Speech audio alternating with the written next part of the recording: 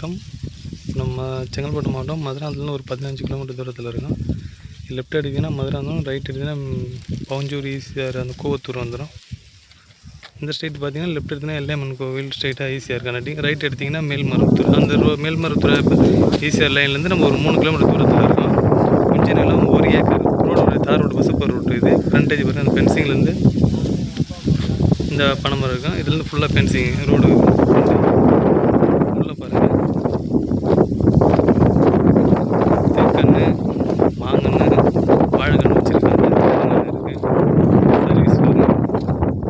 1 acre கொஞ்ச நிலம், தார் ரோடு பீஸு. தண்ணி பாருங்கள். கரெக்டாக 1 ஏக்கர். பக்கத்தில் ஃபார்ம் ஹவுஸ்லாம் இருக்குது.